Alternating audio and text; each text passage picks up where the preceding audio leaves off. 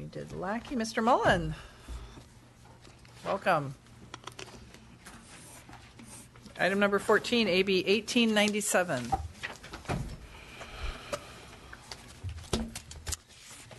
Thank you very much, Madam Chair and members presenting AB 1897. The current dual license system for child care disrupts continuity of care by moving children based solely on birth dates. In home care, providers do not face a dual license obstacle. It is exclusive to child care centers in California. AB 1897 seeks to remedy this problem by creating a single license option for child care centers serving children from birth to entering first grade. This optional license will maintain current safety and staffing ratios while allowing flexibility for care providers to more appropriately transition groups of children with their peers as they become developmentally ready. I am here today with a coalition of supporters. I believe we have Keisha Woods, the Head Start and State Preschool Programs Division Director for the Los Angeles County of Education, Denise Lee, the Director of Children and Family Services with Head Start and Early Head Start programs for the Sacramento Employment and Training Agency, as well as Wendy Mahady Gurahu, the Advocacy and Communication Consultant with California Head Start. Thank you very much. And support. Good afternoon, Madam Chair and other members. My name is Keisha Woods. I'm with the Los Angeles County Office of Education, a privilege of directing the Head Start and State program. And I'm also a member of the California Head Start Association as a board member. Today I am here in support of this bill, and I'd like to provide our members some real life stories of what's happening down in Los Angeles because of the various licensing structure that is in place today. We have the parent, Giselle, who is a teenage mom attending one of our programs. And unfortunately, she missed an awful lot of high school and was put in the position where she wasn't going to graduate because her child attended a licensing program. And because her child turned 32 months, the child was not in a position to move into a preschool program, and therefore the mom, Giselle, had to miss school because she lacked child care.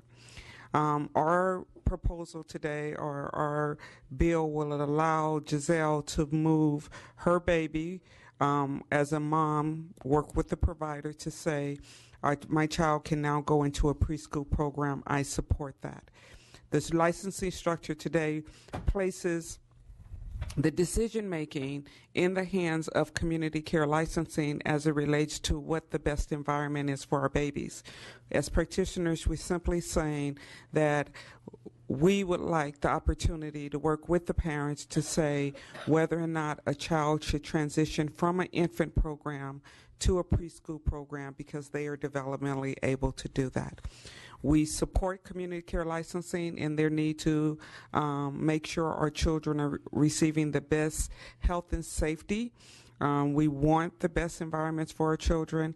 However, we, again, as practitioners, are saying that we have the experience to make sure that our children have continuity of care as they move from one developmental milestone to another.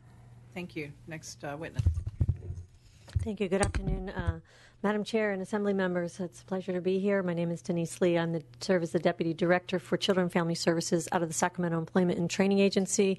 We serve over 6,000 children countywide here in Sacramento for Head Start, Early Head Start, as well as state preschool. And as a provider of many services to children, I also am in support of this bill, and I hope that you will join us in this support, specifically not for the child that we're talking about, more importantly for the continuity of care of all children. And knowing, when I say continuity of care, what we're really talking about is the ability for children to freely, according to their developmental milestones as opposed to their chronological age based on a birth date, that they will be able to join their peers according to their developmental level, not according to their age categorization based on birthday. So this will allow a little bit more freedom for programs to enroll those children where it's most appropriate for them. As a provider of Head Start and Early Head Start state preschool services, We have been blessed with more services in our community for transitional kindergarten as well as for state preschool. While those services come into our community, and we are very happy about that, this particular bill allows in the license for us to move more freely the types of enrollment slots from one program to another or from one center to another to adjust according in our community or in our service area for those age groups. I think it'll bring more services in certain communities for younger age groups that we may not be serving now with a more freedom to do so. So we do appreciate you listening. We hope that you will support it. I appreciate your time, and thank you so much. Thank you very much. In support. And I'm Wendy Mahaney-Gurahu, and I represent the California Head Start Association as their consultant and advocacy and communication consultant. I also have over 30 years experience as a practitioner running programs exactly that we're talking about.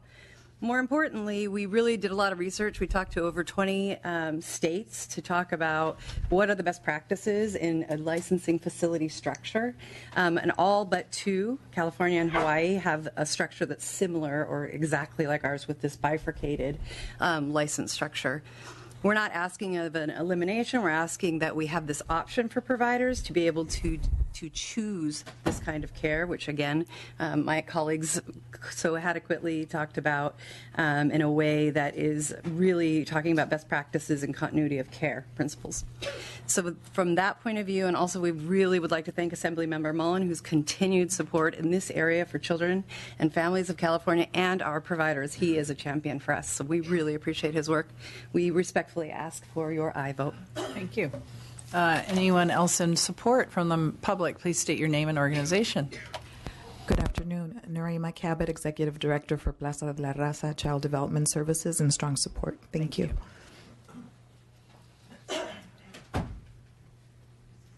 Deneen Micheletti, representing the California Alternative Payment Program Association, and strong support. Thank you. Susie Costa with the Advancement Project, and strong support. Thank you. Any speakers in opposition? Seeing none, any questions from committee members? I can't remember if we have a motion. All right, we now have a motion and a second, and this is a due pass to appropriations. Would you like to close? Respectfully ask for that vote. Thank you. Bonilla. Aye. Bonilla, aye. Grove. Calderon. Lopez. Lopez, aye. Mainshine.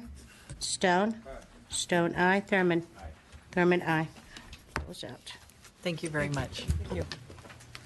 And next we have Mr. McCarty. Yes. And Mr. McCarty is coming forward to present AB 1879, item number 13 on our agenda.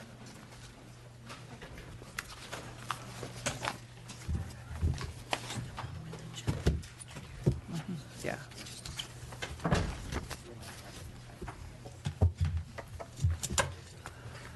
He's the star.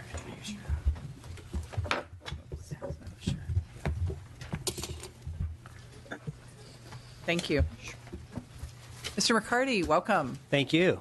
Good to see you here. Yes. I'm pleased to present AB 1879, really an effort to improve permanency for foster youth in California. And we all know the statistics aren't very good.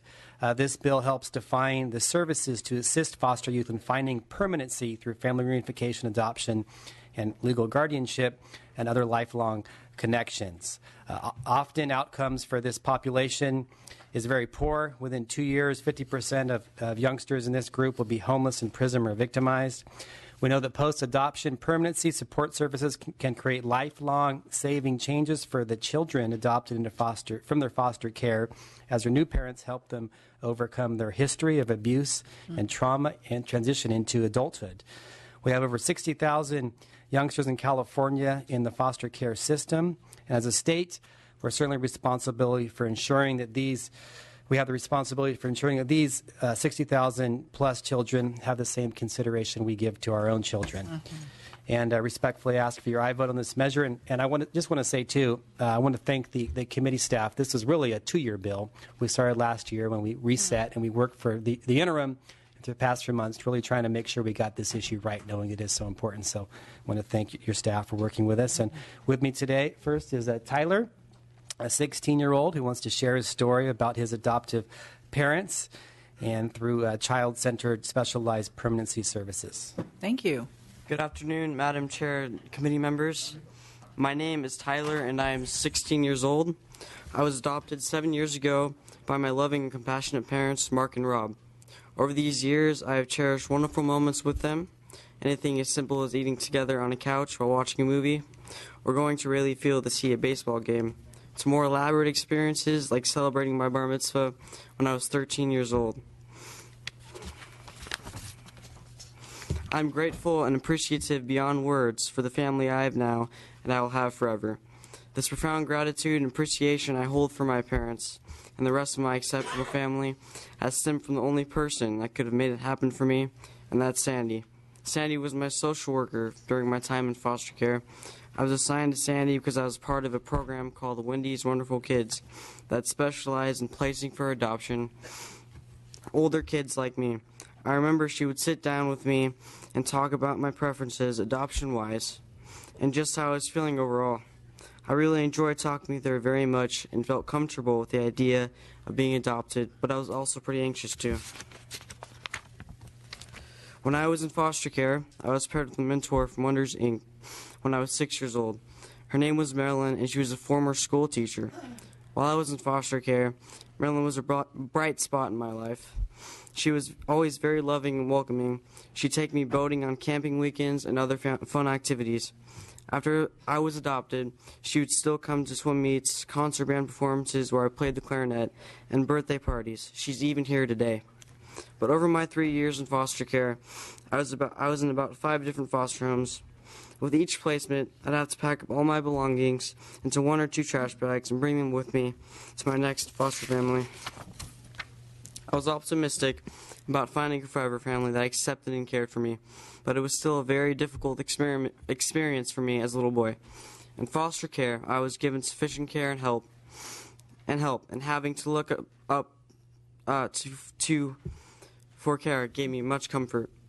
Not all foster care providers were particularly nice and welcoming with the children who were living with them.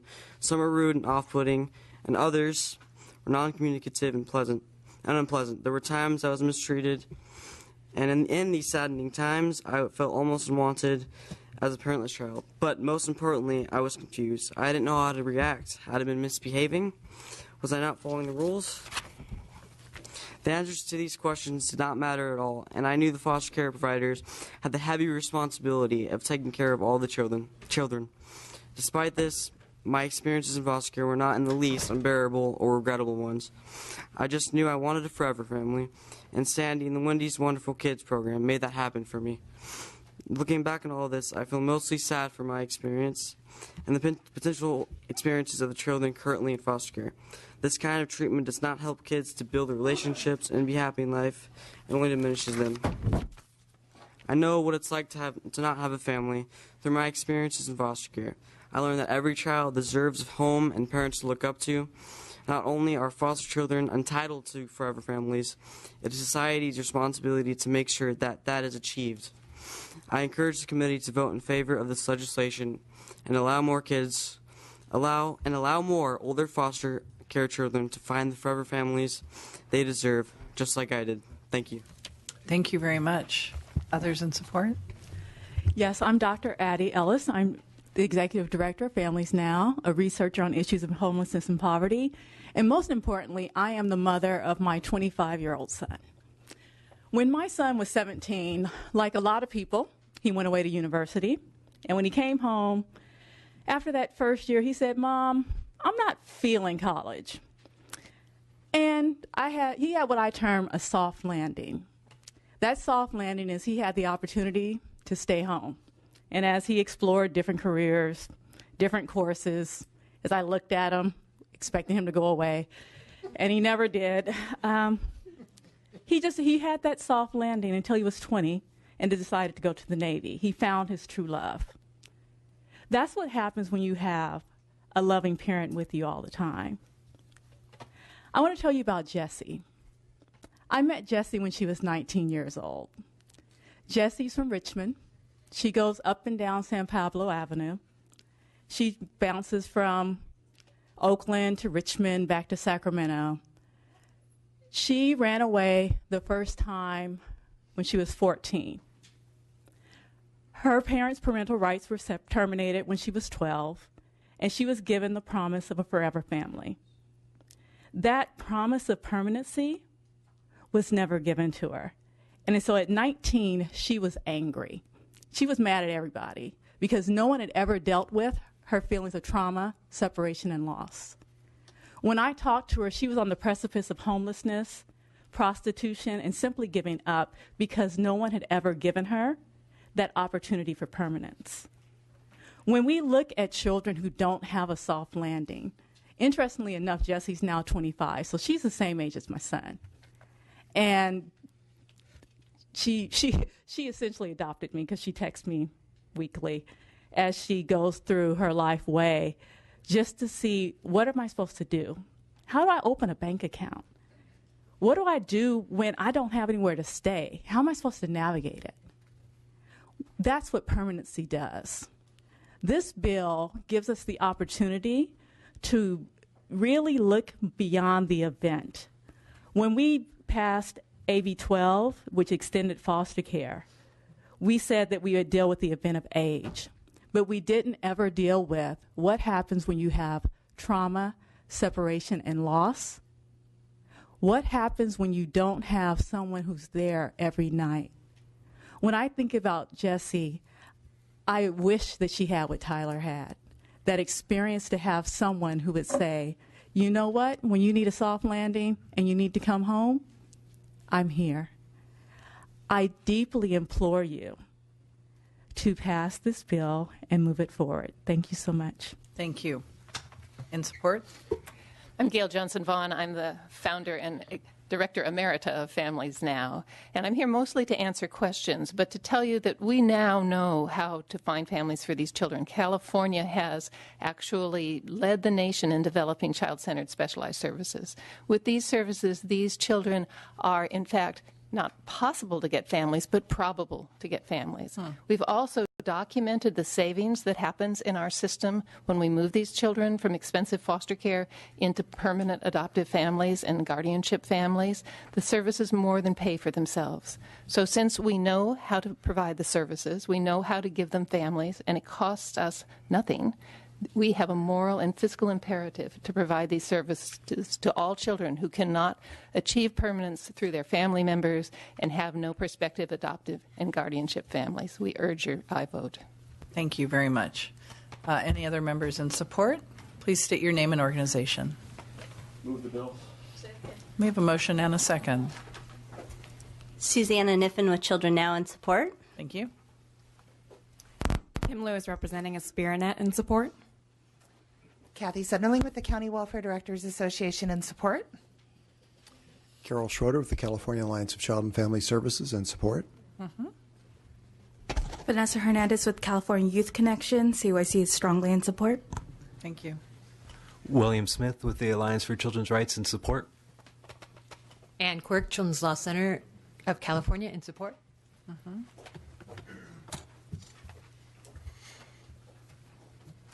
Anyone in opposition? Good. We would have booed you out of the room. Yes.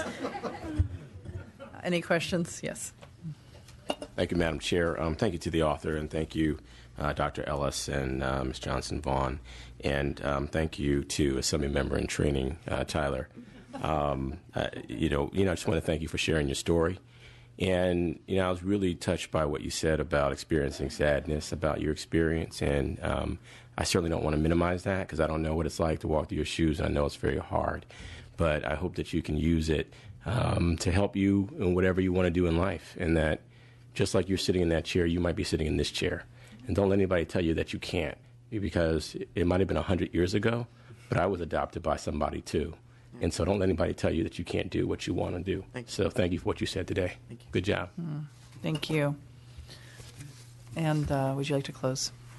It's tough to top that. Thank you for your consideration. And I know there's no easy answers dealing with this issue in California, but we think that we could move the ball forward and give counties and families and communities an opportunity to really improve their lives and have more positive outcomes like Tyler here. So ask for your aye vote.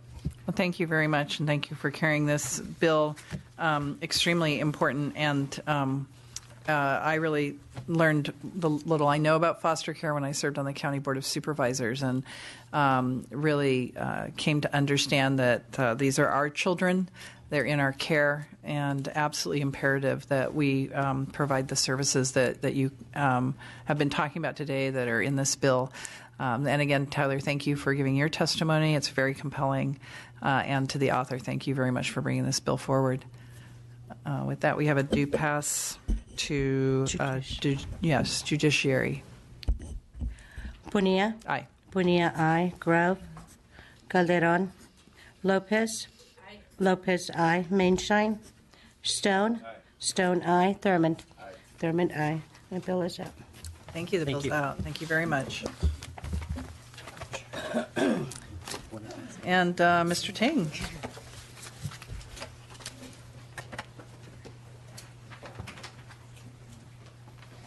This is AB 1838, item number 11 on our agenda. Thank you, Mr. Ting. Welcome. Thank you, Madam Chair.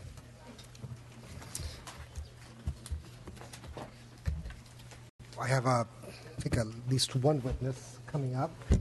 AB 1838 is a simple bill trying to solve a problem for our pregnant and parenting foster youth. Unfortunately, pregnant foster youth or foster youth who are parents get no additional support. So we are trying to get them support by increasing their infant supplement from $411 to $688, which is equal to the basic stipend for non-parenting dependent foster youth with children under the age of 5. The supplement was originally established at $326 per month, and if it had grown at inflation, it would be at $705.46 a month today. So our reasonable ask is still very small and doesn't even keep up with inflation. We also want to ensure that the receipt of the infant supplement allows pregnant foster youth to also receive the infant supplement 6 months prior to the due date. We believe that this will incentivize foster youth to come forward with their pregnancy, where at this time they have incentive to hide their pregnancy. We also are developing this also develops a new infant supplement for group homes and transitional housing placement, plus foster care. And so we urge your aye vote, and we have a couple witnesses. Thank you. Yes. We start with Capricia Island from First Place for Youth to tell her story. Thank you. Excuse me. Yes. Hello, I'm Capricia Island from First Place for Youth. I just want to briefly share my personal experiences as a mother in foster care. I entered foster care when I was 17 years old. I was living with my godmother. She became my legal guardian. I was living there for about 8 months. Everything was going good, but we had our differences, so I had to leave. Then I moved with my grandfather. I slept there, and of course, everything was going good until I wasn't able to pay the $600 in rent that he wanted me to pay, because at the time I wasn't taught how to manage my money, so it became hard to juggle paying the rent and also taking care of our needs. So I had to move. So it just became so hard at that point because I didn't know what I was going to do. I was scared that I was going to lose my son because I wasn't stable. So what happened? I moved with a friend for some time, and I was still in contact with my social worker, and she was doing the best that she can do. And that's when she introduced me to the program called First Place for Youth. And that's a transitional program that I'm still in right now. I applied to the program, and I got approved about 2 months later. So I was staying with my friend for about 2 months until I got into the program. So basically, the challenges I faced as being a mother in foster care was juggling from home to home, and also not being able to have money because I wasn't managing it well. It was times where his medical benefits, there was problems with the county building, so I had to come out of my pocket to pay for his. Well, I didn't come out of my pocket. I had to beg family members to get money. But if I would have had my own money, I would have been able to provide for him as well as myself. Also, I'm getting sad again, just thinking down memory lane. It was so hard trying to balance everything out. So I had some good stuff to say. It died. Yeah. So basically, if the supplement gets approved, it'll be great for the money. It would be greatly appreciated because it gets hard, and any extra money is appreciated. And you won't. It's like when you can't provide for your baby. Me personally, not being able to provide, make me feel less than a mother. All we want to do is provide for our babies, and not being able to provide, having to ask, like, it just don't make you feel good. So, and if they're able to receive the stipend 6 months in advance, they'll be able to prepare, because most of the time we have to rely on baby showers to get the crib or the stroller. But if they get their own money in advance, they'll be able to prepare and have all the things they need and feel good about yourself. Be happy that you bought everything for your baby. Like, it's nice getting gifts, but being able to support your baby on your own feels really good. So I hope you guys all say aye. Thank you very much. Thank you. In support? Hi, sorry. I'm Ellie Duncan. I'm an attorney with Children's Law Center. CLC represents all of the foster youth in LA County and Sacramento County, which equals about 32,000 children. We thank you for your consideration, and we would urge your support of this important legislation, which provides vital support to young parents in the foster care system. At CLC, we've long recognized this problem that these children face as both a child themselves in the foster care system and struggling to parent. They're usually young and single, and unlike most young parents, or even myself at 31 pregnant with my first, they don't have those supports to go to family and ask for assistance. And in fact, they're told that they can't. And if they were to utilize their parents for childcare, their own children will be removed and endure the same cycle, which leads to the struggle that I think Capricia outlined very well. I had a client a few years ago who came into the foster care system at about 16 with a child of her own and soon had a second child. The children were both removed from her care, and she worked as hard as she could to reunify with them, and she did successfully reunify. As soon as those children were placed back with her, she realized she needed to get them into daycare so that she could go to school and that she could work and she could move on herself. She was placed on the list for Child Action for child care and sat on that list for 3 years. And while I was very proud of her when we closed her case at 21, she was still on that list, and she had to find other alternatives for child care because she couldn't afford anything else. The issue of parenting youth in foster care has become even more pressing with the implementation of extended foster care. A recent California study estimated that as many as 1 in 3 female youth in California is parenting by the time they exit at 21. And this underscores the need and, more importantly, the opportunity that we have before us to provide young parents in foster care with adequate resources and services, which ultimately serves to preserve and strengthen their own family unit. AB 1838 will undoubtedly help our clients and clients throughout foster care children throughout the state to secure prenatal care, parenting classes, housing, child care, necessary supplies. And we thank Senator Ting for authoring the bill, and we urge you to vote aye. Thank you. Thank you very much. In support? I'm Simone Turek from the John Burton Foundation, and for the sake of time, I'll be very brief. I want to thank Assemblymember Ting for authoring this really important bill and make one quick just highlight. Not having an infant supplement that's at the basic rate that we pay foster families to care for children doesn't make sense. That we are saying as a state, this is the minimum amount that it costs to care for a child, but that's not the minimum amount that we're paying to youth that then have their own children. So I just think that's a really important thing to highlight. Thank you very much. Others in support? Please state your name and organization. Thank you. Carol Schroeder, California Alliance of Child and Family Services in support. Thank you. Vanessa Hernandez with California Youth Connection, CYC in support.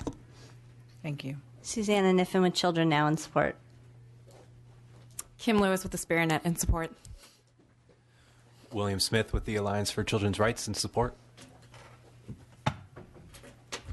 Anyone in opposition? Seeing none. Any questions from committee members? Yes, Mr. Thurman. Thank you, Madam Chair. Just one, and thank you, Ms. Island, for your great testimony. This is obviously something that should have been done a long time ago. Just want to understand if making the increase would trigger inadvertently any penalty against a parent who is living in like the transitional housing program like First Place, which is a great program.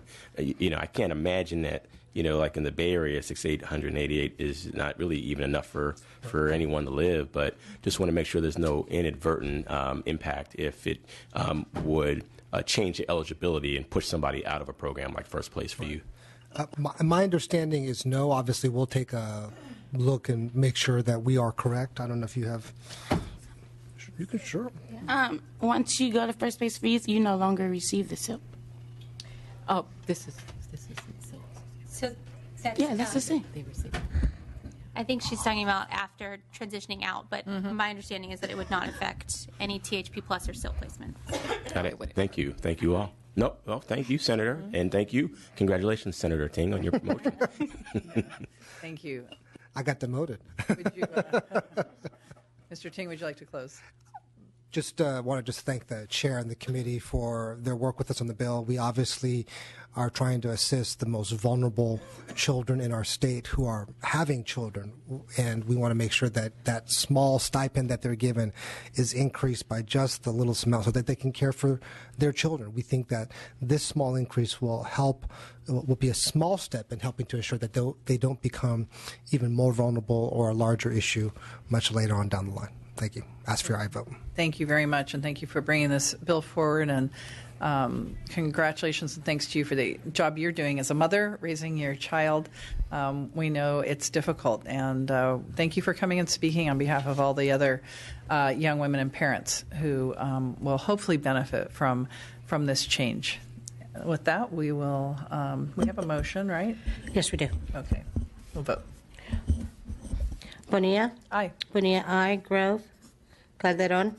Lopez? Aye. Lopez, aye. Mainshine? Stone? Aye. Stone, aye. Thurmond? Aye. Thurmond, aye. The bill is out. The bill's out. Thank you so much. Thank you very much. Okay, Ms. Lopez, your turn. You got two bills, right?